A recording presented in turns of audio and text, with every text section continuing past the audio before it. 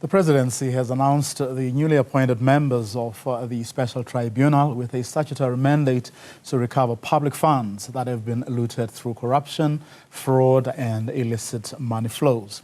The tribunal has been established through the SIU's Special Tribunal Act. To discuss this, I'm joined by Wayne Duvenage, who is the CEO of the organization Undoing Tax Abuse. A very good afternoon to you, Wayne. Thanks for your time. Just your reaction to the announcement by the Presidency.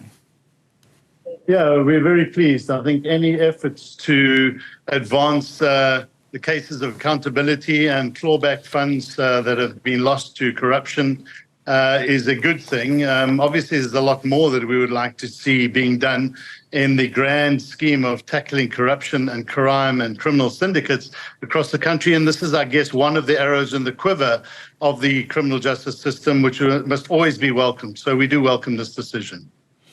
Of course. I mean, we're talking today about the Zizi Kodwa case that has, of course, been withdrawn. And there's a sense, you know, I mean, it got a lot of people talking today, the decision by the National Director of Public Prosecutions to withdraw the case. It got a lot of people talking that this is becoming commonplace. We don't see this case moving with the speed that they should be moving with, but also people just feeling let down by the by the authorities. Absolutely. You know, this does no favor for the NPA and the trust that the citizens want to have in the criminal justice system. And it is a concern, which is what I was saying earlier. There are many arrows that need to be put into the quiver of the general on the criminal justice system. And one of them is beefing up the prosecution skills, the investigation skills, the forensic auditing and investigation skills of the NPA, of the investigating directorate as well as you know, seeing a lot more information sharing between the number of entities. Let's say for SARS, for example, SARS and the asset forfeiture unit, NPA, ID, the public protector. There's so much that has to be done. And if we're going to take the fight against corruption, which is a crisis in this country, seriously, then we need to capacitate and upskill. And we cannot have this type of situation where charges are brought.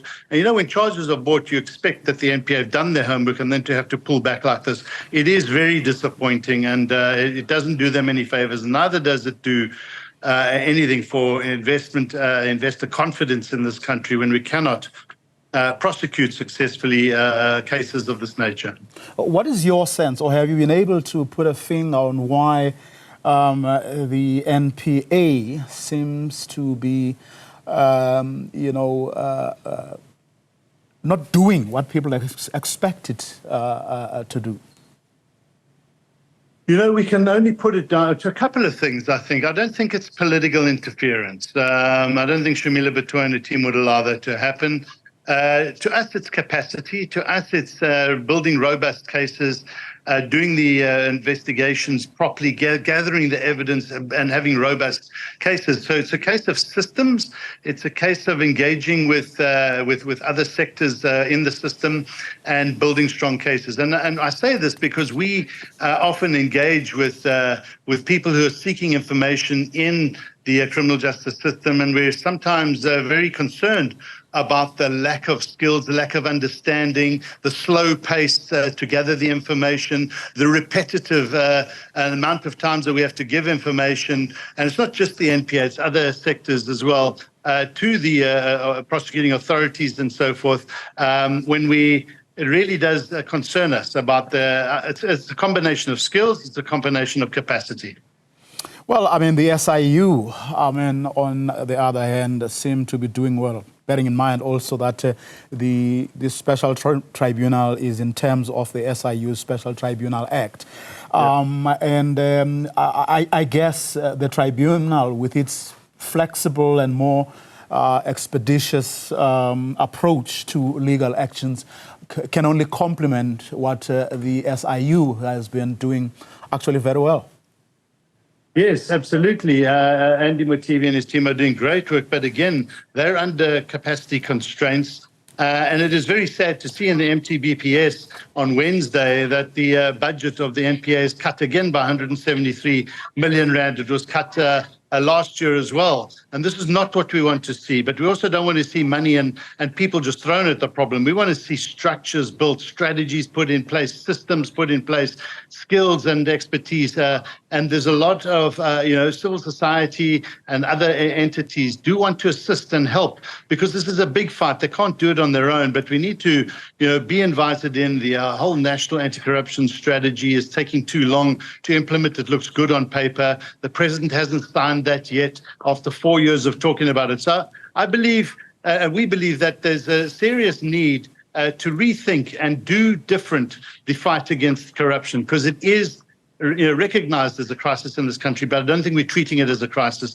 And we certainly aren't sending the right message when we spend another 3.5 billion rand on fighting wars in the Congo, the DRC, and yet we can't tackle the tentacles of corrupt syndicates and corruption in this country and then leave the NPA floundering. We need to put the money where it's going to have the best return in our country and not in other countries.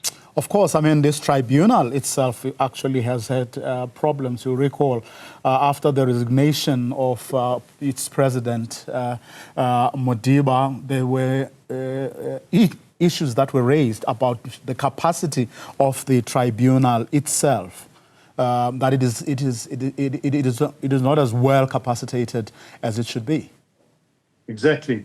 And as I was saying, I've said it a number of times, we estimate that for every billion rand you put into meaningful capacitation of the criminal justice system, this tribunal and others, we should see a tenfold return. Because when you start tackling illicit trade, when you start tackling and doing lifestyle audits and bringing down the criminal syndicates, you'll see greater returns to the SARS coffers. I mean, just think about it. Illicit alcohol and illicit tobacco trade combined alone is 30 billion rand lost to the fiscus.